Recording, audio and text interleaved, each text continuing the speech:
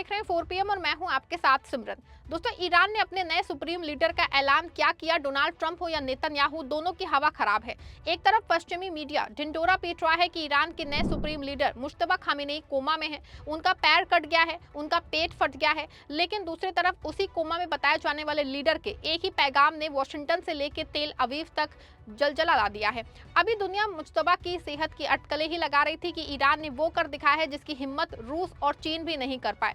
America का सबसे अजेय माना जाने वाला KC-135 स्ट्रेटो टैंकर विमान आसमान से आग का गोला बनकर जमीन पे आ गिरा है। क्या ये मुश्तबा का पहला इंतकाम है? क्या ट्रंप और नेतन्याहू की उल्टी गिनती शुरू हो चुकी है? आज इस वीडियो में मैं आपके साथ पूरे मामले पे तगड़ी वाली चर्चा करने वाली हूँ। दोस्तों, प्रोपेगेंडा की मशीनें दिन रात चल रही हैं। ट्रंप कह रहे हैं कि ईरान के नए सुप्रीम लीडर शायद जिंदा हैं, वो बहुत जख्मी हैं। द सन अखबार कह रहा है कि पैर कट गया, कोमा में है। वहीं CNN ने दावा किया है कि उनके पैर में फ्रैक्चर हुआ, आंख के पास चोट लगी है और चेहरे पे भी हल्की चोटें आई हैं। डोनाल्ड ट्रंप का दावा है कि मुश्तबा खामेनेई अभी जिंदा हैं, लेकिन संभव है कि वो गंभीर रूप से घायल हो। ट्रंप ने फॉक्स न्यूज रेडियो से बातचीत में ये टिप्पणी की। जब उनसे पूछा गया कि क्या उन्हें लगता है कि मुश्तबा खामेनेई जिंदा हैं, तो उन्होंने कहा, मुझे लगता है कि शायद वो जिंदा हैं। मुझे लगता है कि मुश्तबा को काफी नुकसान पहुंचा है, लेकिन वो किसी न किसी रूप में जिंदा हो सकते हैं। लेकिन दूसरी ओर हकीकत है कि मुश्तबा खामेनेई ने कैमरे के सामने ना आके ट्रंप और नेतन्याहू को एक ऐसे सस्पेंस से डाल दिया है कि उन्हें अपनी परछाई से भी डर लग रहा है। ईरान का नया सुल्तान कैमरे पे नहीं आया, पर उनके शब्दों ने पेंटागन की चूल्हे हिला दिए हैं। दोस्तों, ये खौफ ही है, ट्रंप हो या फिर नेतन्याहू, दोनों सुप्रीम लीडर का बयान आते ही हिल गए हैं और उनकी मौत और खराब सेहत को लेकर ना सिर्फ ईरान की जनता को बरगलाना चाहते हैं, बल्कि पूरी दुनिया को वो ये बताना चाहते हैं कि जंग वो जीत चुके हैं। लेकिन सच इससे कहीं कोसों दूर है। इस बात से इनकार नहीं किया जा सकता है कि 14 दिनों की जंग में ईरान का जानी माली बहुत नुकसान हुआ है। आप सबके भरोसे से हमने हमेशा मजबूत और सच्ची पत्रकारिता की है। चैनल को आप सबने सब्सक्राइब तो कर ही रखा है, हमारे चैनल को ज्वाइन भी कीजिए। हमारे चैनल के मेन पेज पे जाइए, जहां सब्सक्राइब लिखा होता है, ठीक उसी के बगल में आपको ज्वाइन का विकल्प दिखेगा। ज्वाइन बटन पे क्लिक करके पेमेंट प्रोसेस पूरा होते ही आप हमारे सफर का मजबूत हिस्सा बन जाएंगे। आपको बता दें, लेकिन वो बात भी सच है कि ईरान बहुत बहादुरी से दुनिया की सबसे ताकतवर सेनाओं से लड़ा है और 14 दिनों की लंबी जंग करने में कामयाब है। वो अभी भी पहले दिन की जंग की तरह ही दुश्मन सेनाओं को जवाब दे रहा है। और कल जिस तरह से सुप्रीम लीडर मुश्तबा खामेनेई ने वॉइस रिकॉर्डिंग के जरिए बयान जारी किया है, उससे न सिर्फ मिडिल ईस्ट में बल्कि ट्रंप और नेतन्याहू दोनों की सिट्टी पिट्टी गुम है। हालांकि दोस्तों, इस बीच एक बड़ी खबर है जिसने पेंटागन में मातम फैला दिया है। खबर है कि ईरान की रेजिस्टेंस फोर्सेस ने अमेरिका के सबसे ताकतवर KC-135 एयरक्राफ्ट को मार गिरा है। ये वो विमान है जिसे अमेरिकी वायुसेना की रीढ़ की हड्डी कहा जाता है। ये हवा में ही लड़ाकू विमानों को पेट्रोल पिलाता है, जो एक घंटे में हजारों टन तेल लेकर के 900 किलोमीटर प्रति घंटा की रफ्तार से उड़ता है। इस विमान का गिरना सिर्फ एक जहाज का गिरना नहीं है, ये ट्रंप के सुपर पावर होने के दावे पे तमाचा है। ये उस घमंड का अंत है जो समझता था कि वो ईरान की सरहदों के पास आके दादागिरी करेगा। ईरान ने जता दिया है कि अगर हमारे आसमान में परिंदा भी पर मारेगा तो उसका अंजाम यही होगा। अमेरिकी सेंट्रल कमांड ने बयान जारी करके बताया है कि एक अमेरिकी मिलिट्री का KC-135 एयरलिफ्ट विमान इराक के पश्चिमी हिस्से में दुर्घटनाग्रस्त हो गया है। इस विमान में शामिल दूसरा विमान सुरक्षित तरीके से लैंड करने में सफल रहा। विमान और क्रू मेंबर्स को खोजने के लिए तुरंत रेस्क्यू ऑपरेशन और बचाव अभियान शुरू कर दिया गया है।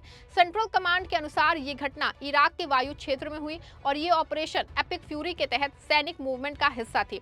इस घटना में 2 विमान शामिल थे। एक KC-135 विमान पश्चिमी इराक में दुर्घटनाग्रस्त हुआ, जबकि दूसरा विमान सुरक्षित उतर गया। अमेरिका का दावा है कि अभी तक इस विमान दुर्घटना का सटीक कारण स्पष्ट नहीं हो पाया है। अधिकारियों ने बताया है कि यह हादसा किसी शत्रु के हमले या गोलीबारी की वजह से नहीं हुआ।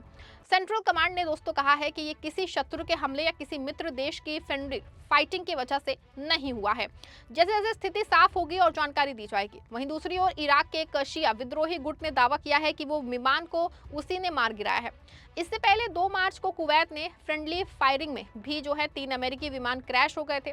इस्लामिक रेजिस्टेंस इन इराक नाम के संगठन ने कहा है कि उसके लड़ाकू ने पश्चिमी इराक में अमेरिकी विमान पे एयर डिफेंस सिस्टम से हमला किया है, जिससे वो गिर गया। ये संगठन ईरान समर्थित कई गुटों का गठबंधन है। हालांकि इस बीच मुश्तबा खामेनेई का पहला बयान क्या आया, मानो की कयामत आ गई। उन्होंने साफ लफ्जों में कहा है कि होर्मुज स्ट्रेट बंद रहेगा। आपको बता दें कि होर्मुज से ही दुनिया का 20% से ज्यादा तेल गुजरता है। अब उस पे मुश्तबा का हाथ है। अगर उन्होंने मुट्ठी भींच ली तो ट्रंप साहब के अमेरिका में पेट्रोल के दाम आसमान फाड़ देंगे और उनकी अर्थव्यवस्था मिट्टी में मिल जाएगी।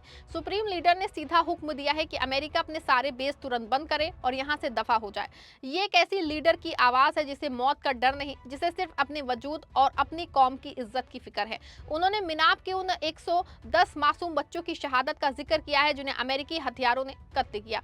ये खून पुकार रहा है और अब हिसाब बराबर होगा।